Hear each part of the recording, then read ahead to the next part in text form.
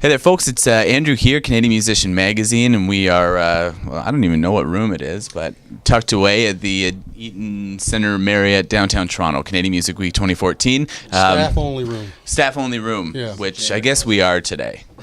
Yeah, janitor, AV, storage, speech, the speech hallway. So, this is good. Pleasure to be joined by Garth Richardson, producer who's had his name on, records, Rage Against the Machine, Red Hot Chili Peppers. A few others. Yeah, it's too long. I'm not even going to go on. But lately, one of them is Gloryhound. These boys come from Nova Scotia. That's right. Yeah, round of applause. No, you can't clap for yourself. Oh, yeah, you can. Yes, you can clap for one Yeah, another. No. Yeah. It feels right with this thing here. Yeah, introduce yourselves. Let us know what you do in the band. I'm Dave. I play guitar. And I'm Evan. I'm the lead singer. I also play guitar. And you have to look at the camera when you're... Is that how interviews I guess work? so. Well, That's kind of how it works, guys. you guys are good looking enough. If it wasn't, we'd be like, you can keep them on me. Well, let's kick this off. We'll do some mutual back rubbing here. First off, with you guys, you've had the chance over the years. I mean, Lawrence Curry produced Electric Dusk. You've done some stuff with Plaskett at his place, and now Garth. I mean, each of these people, have a lot of good credits to their name. They went from really good to downhill. Yeah. I can't even joke about that after his resume. But yeah, the chance to work, especially with Garth, just because the new record have him on it.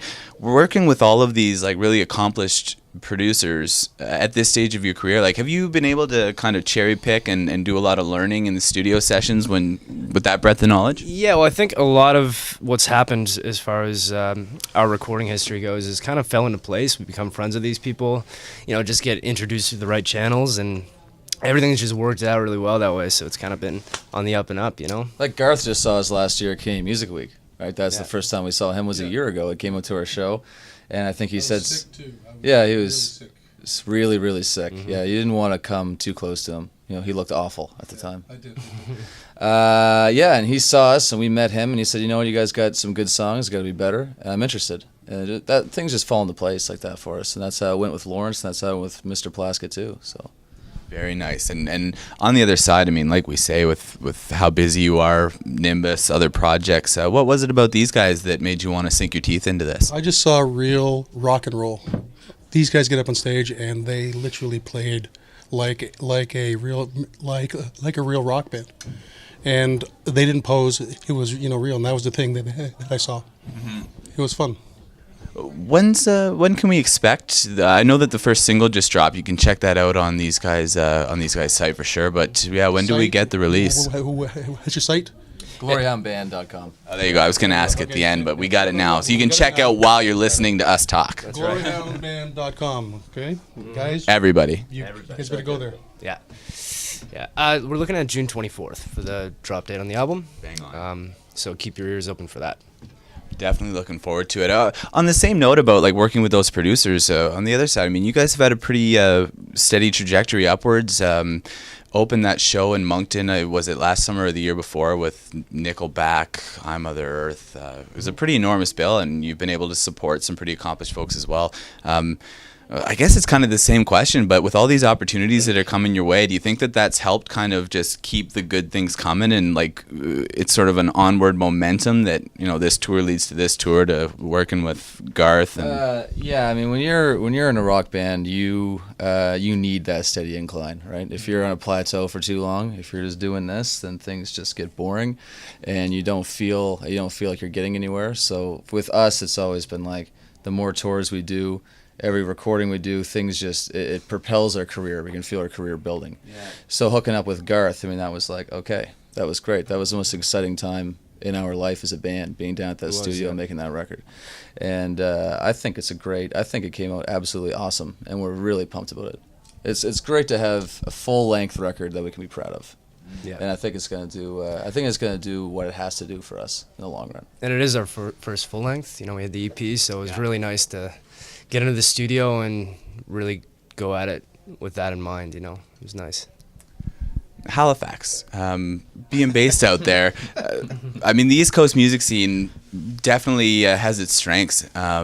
And I mean, even outside of the folk and trad stuff that it's always been known for, I mean, there's a pretty burgeoning rock and indie scene, a lot of really well-known folks have been coming out of there lately, but still, a number of them have relocated to Toronto. It's no secret. I mean, Toronto, Montreal, Vancouver are sort of your epicenters. How have you guys been doing with splitting your time? Do you see yourself staying rooted in Nova Scotia? Is there potential of talking about moving things if the time is right? Well, right now, I mean, Halifax is home for us, and that's where we get, that's where we rehearse. We have a great setup there. That's where we're based out of, and every time we have to tour, we just hop in the van and go, and it's never really come to this point where we have to make a decision to leave our home. So it's only 21 hours of Toronto. I mean, everyone talks about staying, central Canada, and that's the epicenter of everything. That's where everything happens. But I mean, we come down here, we do these festivals, we do these conferences. If you're in Toronto, I mean, there's so many more bands, so many more rock bands in Toronto at the same time. It's like you're kind of just another fish in the pond in that terms, right? Yes. I mean, there's more places to play. I get that, and there's not as many in the East Coast, but there's just something about the East that we love and we can relate to. And everyone else takes off for Toronto and Montreal. I think as of right now, we have no plans to leave. I'm glad to hear it, being from out there. I'm sure there's some folks in Toronto that are on the other side of the fence. We've got you here, Halifax band. We're in Toronto. Record was done West Coast. In Vancouver, yeah. Let's talk about. I'd just love to hear some of the good experiences that came out of it. I mean, you said it's the high point for the band. Crown Royal drank. I'd assume. A lot of other things that we did, There's a lot of fat girls hanging out in the studios because these guys love fat girls, right? So you know what? It was really good. We needed at least some fat girls in the room. Yeah. Well, we recorded every song, or we couldn't get it. We couldn't get it. When he sang, when he's singing, he had to have a fat girl with him. Yeah. Fat bottom girls. There's a song idea there somewhere. I think you might be onto something. But whether it is good stories or maybe even on the other side, like I don't know, a moment where a guitar tone came out of nowhere. Like when you think back to that time of being out on the Sunshine Coast. No, we were not on the Sunshine Coast. Oh, I thought you could call all of BC the Sunshine Coast. Okay. But can you not? Or that's like where you are. That is where. Oh, okay. That's like a special. I tried to apply the term to the whole. My bad. Left Coast. Give the guy a break, Garth. Okay, I'm sorry. No. We gotta be technically accurate here. I'm better now. What are we if not accurate? Sorry, Vancouver. We were at Vancouver at the old Little Mountain Sound Studios. Bang on. Okay. So everything from Pump, Aerosmith, all those lists, there. So that was a great place to make a real rock and roll record. Solid grounds for sure. Yeah. It was a great studio to be in. This guy was obviously amazing to work with, and everybody was so good to us. The interns and all the assistant engineers, and Ben Kaplan there who recorded the record. He's a nut. Sonic hacker, Total nutbag. But one story in particular that pops into mind, we have a lot of them from that month, but we were doing a tune called Susie is a Man. Which is a great rock tune off the new record that we're really stoked on. It's supposed to be a joke, right? But then Garth was like, no, that's going in the record. I'm like, yeah. Okay. And it ended up sounding pretty huge, so we're stoked on it. But it sounds really good. Yeah, I'm pumped on that one. But yeah, we're in the studio, and Evan's trying to get this vocal take, and he's doing really well, but there's just something missing. Couldn't put our finger on it. So Garth said, I'm going to leave this to Griffin, the assistant recorder. I'm going to go home. This guy's going to drink some Jamesons, and we're going to see what happens. So yeah, I was trying so hard. Like, I knew I was singing it good, too. Like, I'm not that great of a singer, so I'm actually singing something well. I'm like, hey, I can do this. So I'm doing it, and Garth keeps stopping me. He goes, no. It's just not. But I'm singing it right. He goes, no, you have to get wasted. You have to get wasted. So I did. I just got absolutely... Like the first, it wasn't the only time at all by any stretch. But in the vocal booth is the first time where I do not remember singing any of that. Like I listen back to it now, and there's nothing. Oh, that's cool. Yeah, I came back and Garth was like, "Yep, that's what I was going for." It's like, yeah, right. I mean, it'll be cool to listen to it now and picture that. He was hammered. He was literally one eye looking at you. The other looking Whatever for it takes, Jamesons or Fat Girls, Yep. all part of the studio experience. That's the formula for East Coast. There's some jokes there too. So yeah, the record drops June. eOne Entertainment. What's on the horizon? I mean, past that, you guys are hitting the road. Are there any other plans? Things people should be looking forward to?